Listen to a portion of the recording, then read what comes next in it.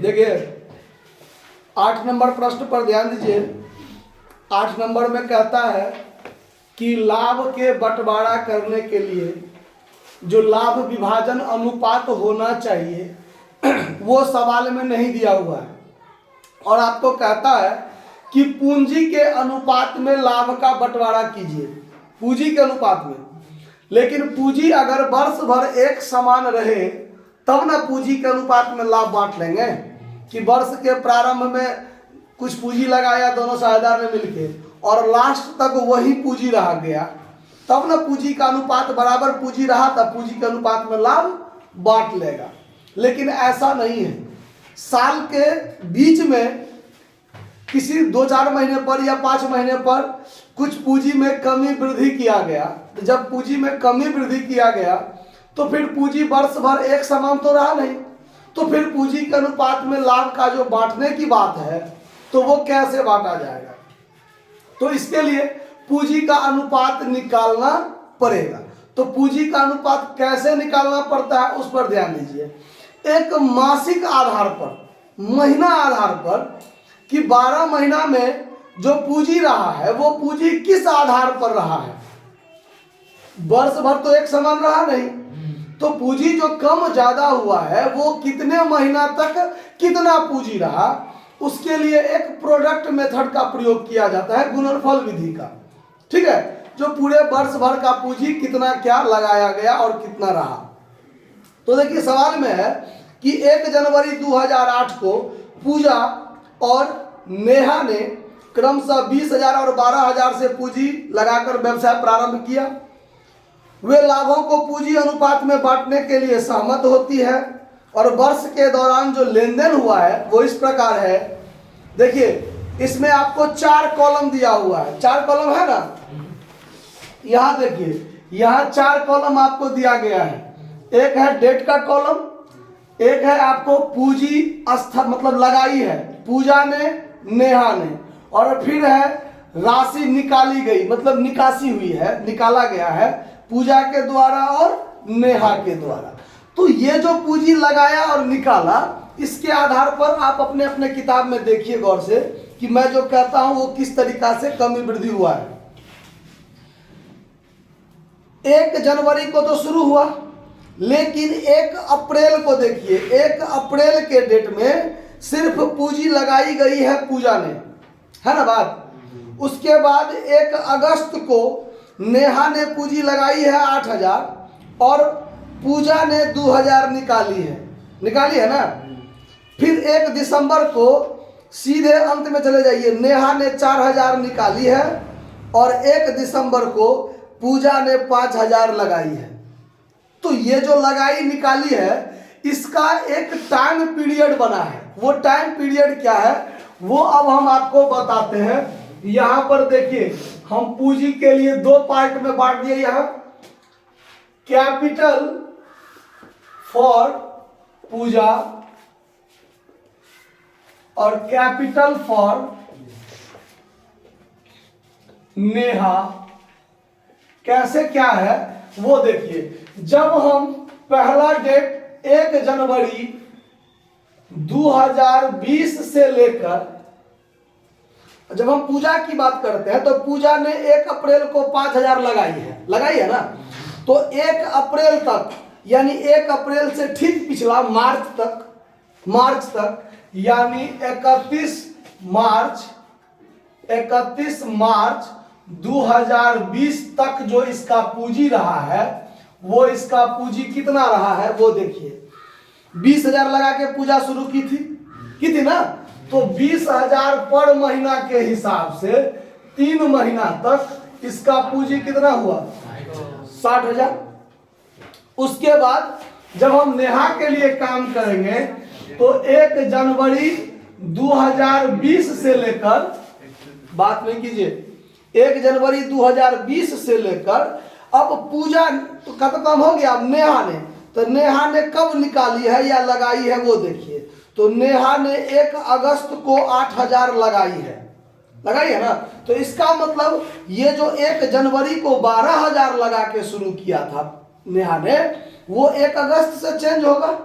तो 1 अगस्त से ठीक पिछला डेट 31 जुलाई तक, 31 जुलाई तक इसका पूंजी 2020 में कितना रहा? 12,000 गुने 7 महीना हुआ, जनवरी से जो 7 महीना, तो 7 से यहाँ गुना कीजिए, 12 सत्ते 84,000 हुआ।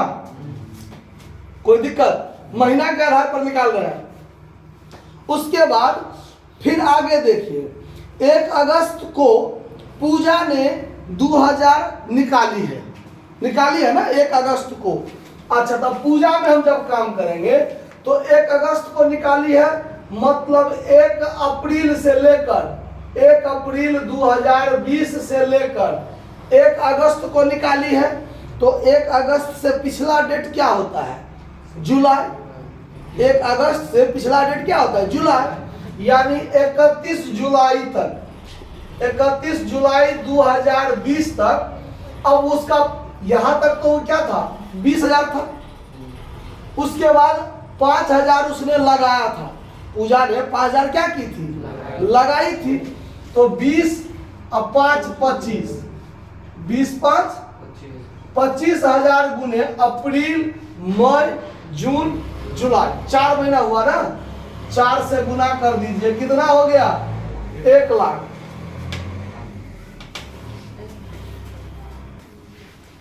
देखिए, तो 1 अप्रैल 2020 से 31 जुलाई 2020 तक, चूंकि 1 अप्रैल को तो 5,000 लगाई थी, तो 20 5 25,000। अब ये पूंजी 1 अगस्त से चेंज हुआ है, तो 31 जुलाई तक तो 25,000 गुने 4, 1 लाख हुआ ना। अब चलिए, अब 1 अगस्त को पूजा ने 2000 निकाल लिया। पहले पूजे वाला काम कर लेते हैं, नहीं तो दोनों वाला बार बार जाते हैं तो कंफ्यूजन होता होगा।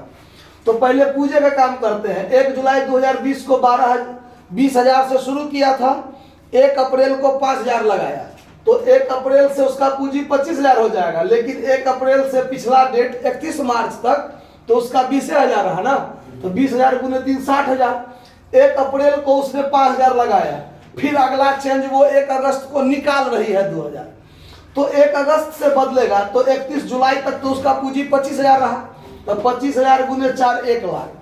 अब 1 अगस्त से देखिए, 1 अगस्त 2020 से उसका पूंजी 2,000 घट जाएगा, चूंकि पूजा ने 2,000 क्या की? निकाल ली। तो कब निकाली है? 1 अगस्त को। और ये फिर पूजा कब चेंज कर रही है? तो चेंज कर रही है 1 दिसंबर को। देखिए 5,000 लगा रही है, तो 1 अगस्त को जब 2,000 निकाल ली, तो 30 नवंबर तक, 30 नवंबर तक तो वही पूंजी रह जाएगा। कितना? तो 25,000 में से 2,000 घट के 23,000, तो 23,000 इसका पूंजी रहेगा। आगे कब तक? तो उस पर ध्यान दीजिए। 30 नवंबर 2020 तक। क्यों? तो 1 दिसंबर को तो फिर 5,000 लगा दी, तो 1 दिसंबर को 5,000 लगा दी, तो वहां से फिर 23 और 5 28,000 हो जाएगा। तो जब 2,000 निकाला 25,000 में से 2,000, तो 23,000 कब तक रहेगा? 30 नवंबर तक। तो अगस्त सितंबर अक्टूबर नवंबर 4 महीना, तो गुने 4 कर दीजिए, तो 23 चौक कितना हो जाएगा? 92,000 होगा ना। और फिर क्या की है? तो 1 दिसंबर को 5,000 लगाई है, तो 1 दिसंबर को 5,000 लगाई है, तो 1 दिसंबर से लेके 1 दिसंबर 2020 से लेके 31 दिसंबर तक, 31 दिसंबर 2020 तक। क्यों? तो उसका वर्ष 31 दिसंबर को खत्म होगा। ठीक है, लिखा हुआ है ना, समाप्त हो रहा है 31 दिसंबर को। तो 1 महीना उसका पूंजी कितना रहेगा? 25 और 3 28,000 गुने 1, मतलब 28,000। समझ में आया बात? तो 3 4 7 4 11 1 12, 12 महीना का पूंजी हो गया ना। कब कब कितना कितना रहा सो।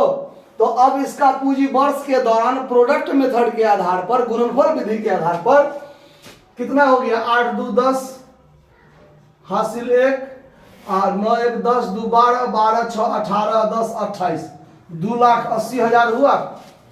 ठीक है।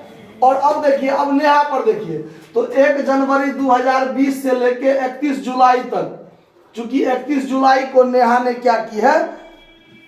तो 8,000 लगाई है ना। तो कहने का मतलब 1 अगस्त को लगाई है, तो 1 अगस्त से पिछला 31 जुलाई तक उसका पूंजी 12,000 रहा, तो 12,000 गुने 7 84,000। अब 1 अगस्त से इसका पूंजी बदल रहा है, 1 अगस्त 2020 से इसका पूंजी बदल के कितना हो रहा है, 8,000 जुट जाएगा, तो ये 8,000 जुट के 20,000 हो जाएगा। अब ये 20,000 उसका कितना दिन रहा है, तो कितना दिन रहा है वो देखिए। तो नेहा ने एक के बार निकाली है 1 अक्टूबर को 4,000 निकाली है ना, तो इसका मतलब 1 अक्टूबर से उसका पूंजी 20,000 से 4,000 कम हो जाएगा, 16,000 हो जाएगा। लेकिन उस डेट तक तो 20,000 रहा ना, तो 1 अक्टूबर, तो 1 अक्टूबर से ठीक पिछला दिन क्या हो जाएगा, सितंबर, 30 सितंबर 2020।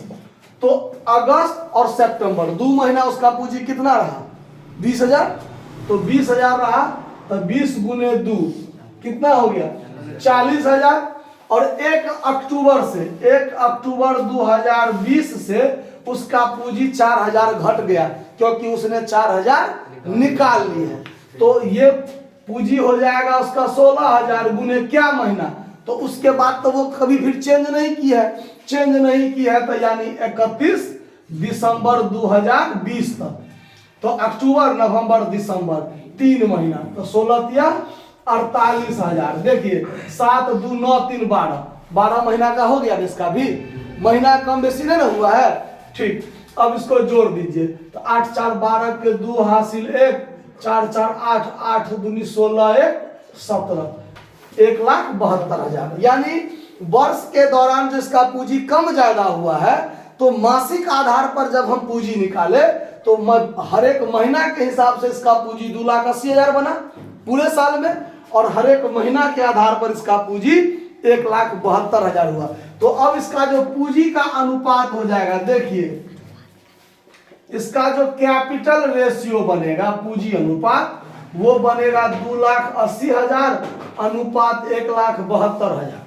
तो ये 3 0 से 3 0 क्या कर दीजिए, काट दीजिए, और काटिएगा तो देखिए 4 से कटेगा, 4 चौक 16, 4 तिया 12 और 4 सत्ते, यानी 70 अनुपात कितना, 43 हुआ ना। अब जो भी लाभ होगा ये 70 अनुपात 43 में क्या कर दीजिए, बांट दीजिए। 70 अनुपात 43 है आंसर, देखिए तो है, ठीक है।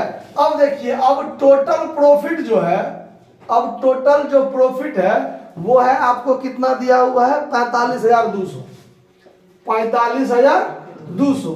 अब इसको बांटेगा पूजा और नेहा, तो देखिए पूजा शेयर यानी पूजा का जो हिस्सा बनेगा वो 45,200 गुने 70 और बट्टा दोनों को जोड़ दीजिए तो 113, ठीक है।